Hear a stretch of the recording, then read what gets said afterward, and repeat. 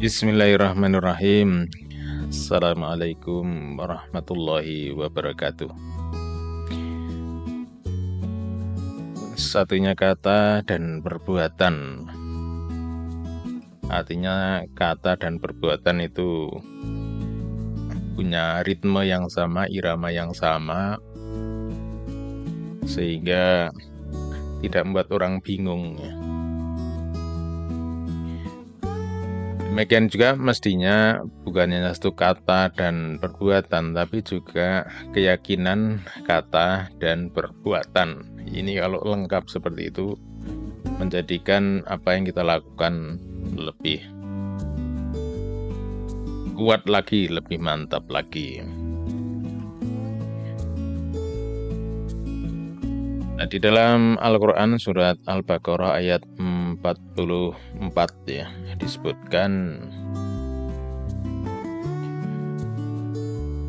Atamurun nasa bil birri wa tansawna anfusakum wa antum tatlunal kitab afala ta'qilun. Apakah kalian memerintahkan manusia untuk berbuat baik sedangkan kalian melupakan diri kalian sendiri?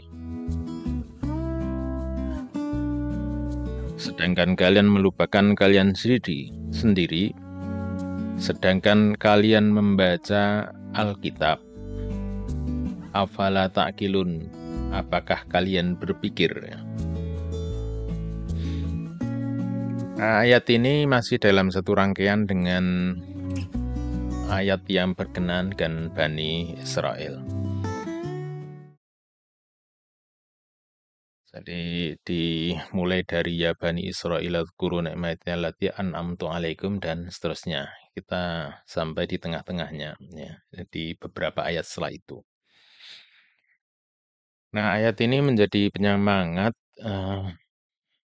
bagi kita untuk berbuat baik. Ya, jadilah orang yang konsisten, beramal soleh, nah begitu, menunaikan kewajiban, menjauhi kemaksiatan, nah, bisa menjadi penyemangat bagi kita. Tapi sekaligus pula ayat ini sering menjadi alasan bagi orang untuk tidak mau berdakwah, tidak mau amar ma'ruf, nahi mungkar. Alasannya ayat ini. Kenapa demikian? Karena ya kan harus menunaikan kewajiban dulu baru menyuruh. Kan harus meninggalkan kemungkaran dulu baru melarang orang lain. Nah, padahal sebenarnya kan ini konteksnya bukan begitu ya. Jadi kayak pakai ayat tapi nggak tepat pada sasaran gitu ya. Tapi ya ini sudah dibahas oleh para ulama, membahas tentang kemungkinan-kemungkinan orang memahami seperti itu sudah dibahas. Jadi para ulama sudah berpikir jauh. Karena mereka dengan eh, mata hatinya itu sudah membaca kemungkinan-kemungkinan orang itu akan memanfaatkan ayat tidak pada tempatnya gitu ya. Nah, kan belakangan ini kan sering terjadi, kadang-kadang ayat itu dipakai tidak pada tempatnya. Artinya mengambil semangatnya itu keliru. Ya mestinya kalau kita melihat di dalam Al-Quran, ya ayat-ayat yang memerintahkan kepada kita tentang dakwah, amar ma'ruf, nahi mungkar kan banyak sekali. Misalnya, wal takum minkum ummatun yad'una ilal khair wa ya'muruna bil ma'ruf wa yanhauna 'anil munkar dalam surat Ali Imran ya. Atau di ayat-ayat yang lainnya.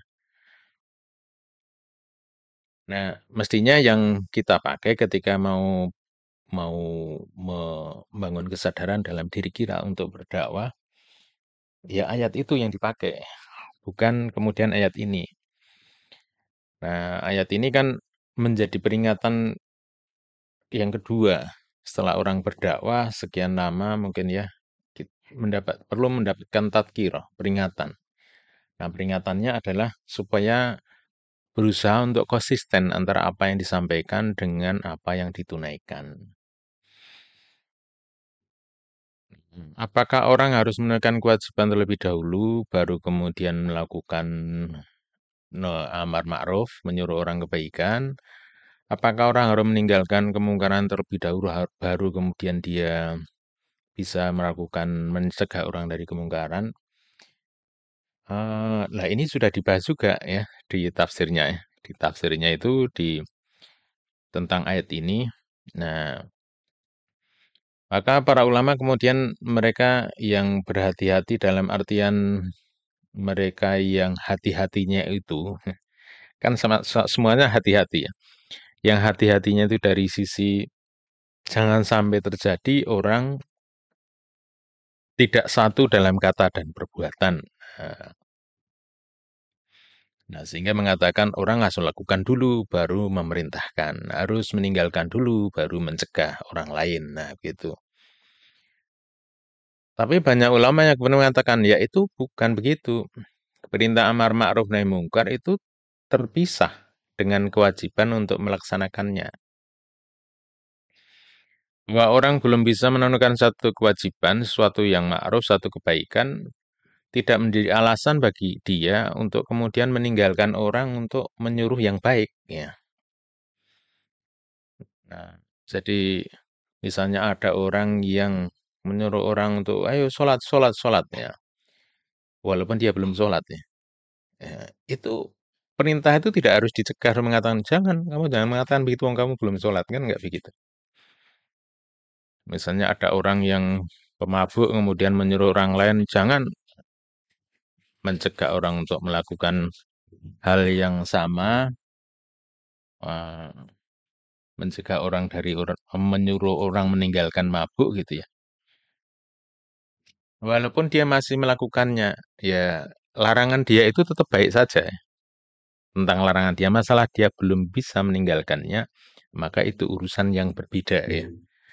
Nah, sehingga melaksanakan agama ini, amar ma'ruf, menunaikan yang ma'ruf dan meninggalkan yang mungkar adalah satu kewajiban tersendiri. Terpisah ya, tersendiri. Nah, kemudian menyuruh orang berbuat baik dan meninggalkan kemungkaran adalah satu kewajiban pula yang lain.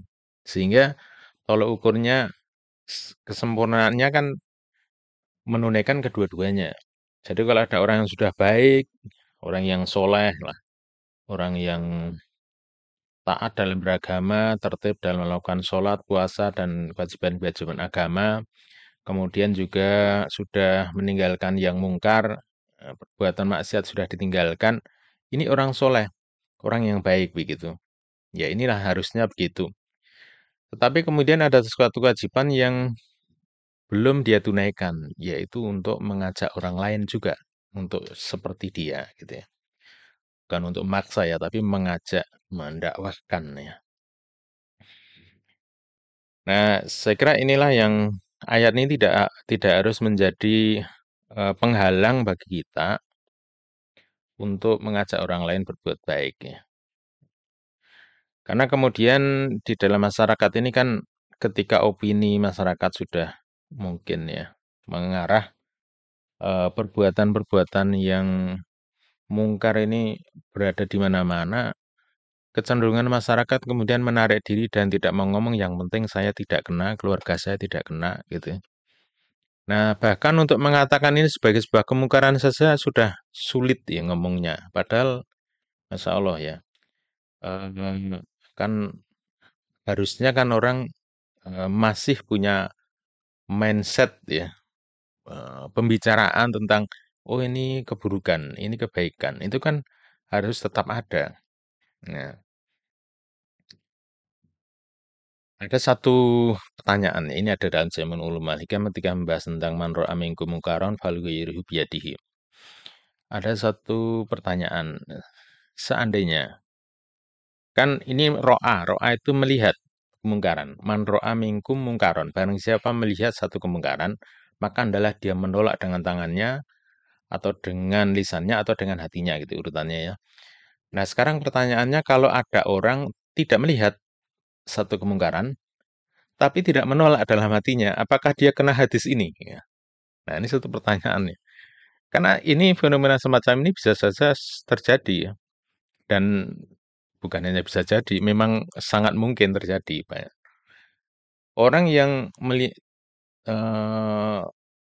tidak melihat sendiri kemungkaran. Kemungkaran itu tidak di hadapan matanya, tidak dekat dengan dirinya, mungkin jauh ya, rumahnya jauh dari tempat-tempat kemungkaran. Tetapi kalau hatinya tidak menolaknya, maka dia kena di hati sini.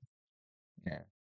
Bukan tidak melihat, ya tidak melihat, tapi hatinya tidak mengingkari. Nah, ini satu masalah ya. Karena memang ada orang punya prinsip, pokoknya kemungkaran tidak sampai ke sini ya gitu ya. Jadi ketika tempat-tempat maksiat itu didirikan di kampung-kampung yang jauh dari tempat dia, kemudian mendapat keluhan dari orang yang dekat dengannya, mereka punya prinsip toh tidak dekat dengan saya. Nah ini masalah ini ya, masalah. Nanti bisa kena di hati sini. Hmm. Nah bisa dicermati di dalam Jamul Ulum wal Hikam ya.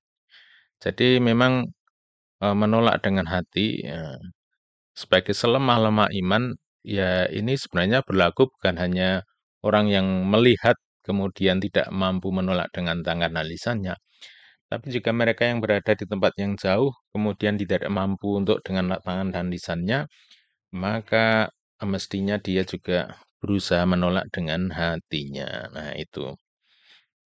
Nah dengan demikian kan kemudian kebaikan itu menjadi sesuatu yang umum, menjadi ra'yul am gitu ya, satu opini umum di masyarakat. Nah, supaya taruhlah orang itu melakukan satu kemungkaran, dia tahu, paham, menyadari akan kelemahan dirinya dia melakukan satu kemungkaran.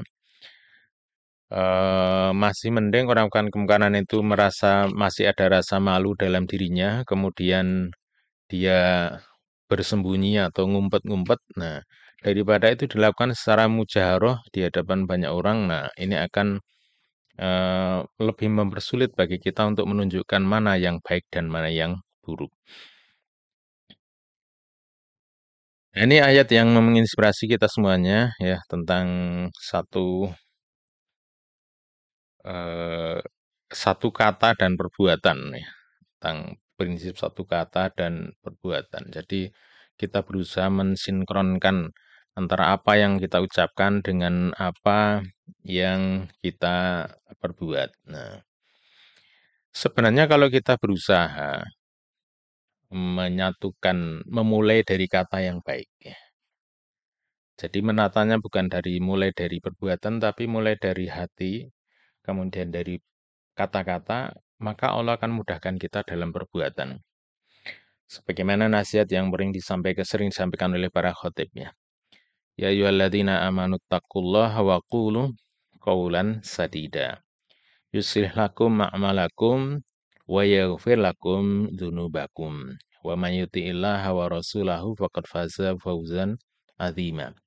Wahai orang-orang yang beriman, bertakwalah kepada Allah. Ya, iman kemudian melahirkan takwa. Iman dalam hati, takwa dalam bentuk amal dan perbuatan. Atau takwa itu lebih real dari iman tadi itu. Nah, kemudian wakulu kaulan sadida, berkatalah dengan perkataan yang benar.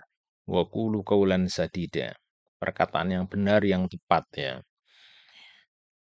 Yuslih lakum a'malakum, maka Allah akan memperbaiki amal perbuatanmu. Jadi memulai dari iman, takwa, kemudian kita berusaha menjaga ucapan kita selalu baik, maka Allah akan memperbaiki amal-amal kita. Ya. Wa yaghfir lakum dunubakum, dan mengampuni dosa-dosa kalian. Wa may yuti'illaha wa rasulahu, dan barang siapa yang taat kepada Allah dan Rasul-Nya, faqad faza fawzan 'azima, maka dia itu akan mendapatkan eh, keberuntungan atau kemenangan. Eh, Kemenangan yang besar. Jadi ternyata dari kita menata hati, berusaha kemudian berbicara yang baik, ya, akan melahirkan amal-amal yang baik. Ini sebenarnya tidak hanya dalam urusan dalam hal berkaitan dengan menunaikan kewajiban-kewajiban beragama, tapi sebenarnya kalau kita membiasakan dalam diri kita untuk berbicara yang baik untuk diri kita, ya, tentang harapan-harapan kita di masa yang akan datang, kemudian kita menghindari ucapan-ucapan yang kita tujukan terhadap diri kita itu satu ucapan yang buruk, ya, ucapan yang buruk. Well, misalnya ada orang mengatakan, wah saya ini memang orang yang selalu sial. Ucapan ini harusnya menjadi pantangan bagi dia. Misal ada orang mengatakan, oh saya ini memang orang yang kurang beruntung. Saya ini memang orang yang eh, apa ya, orang yang bodoh gitu ya. Nah, ucapan-ucapan semacam tidak sepantasnya diucapkan karena itu merutuki dirinya sendiri. Nah, kayak melaknat dirinya sendiri. Nah, kenapa tidak mengganti dengan ucapan-ucapan lain yang baik ya? Yang insya Allah kita akan lebih dimudahkan dalam meraih apa yang menjadi harapan-harapan kita dengan menjaga ucapan-ucapan kita. Ya, mungkin ada orang yang mengatakan, toh ini cuma gurauan. Nah, tapi gurauan saya kira kalau kaitannya dengan nasib kita, kenapa kita bergurau untuk nasib kita? Ya, ini kita perlu berhati-hati, menjaga lisan kita, jangan biarkan lisan ini mengucapkan kata-kata yang justru menjerumuskan kita dalam nasib buruk ya. Bisa jadi ada orang satu saat mengatakan, oh iya, satu orang mengatakan begini, oh ternyata nasibnya juga bisa begitu. Nah, jadi ternyata apa yang pernah kita ucapkan dulu menjadi kenyataan di masa yang akan datang. Ya itulah karena kata-kata kita itu seperti doa untuk kita. Kalau orang Jawa mengatakan ujar minangka pamuji, ucapan kita itu adalah doa bagi kita. Nah, kiranya inilah yang menjadi inspirasi kita ayat ini. Eh, mudah-mudahan ini menambah semangat kita dalam menghadirkan kebaikan di tengah masyarakat, ya, memberi motivasi dan inspirasi.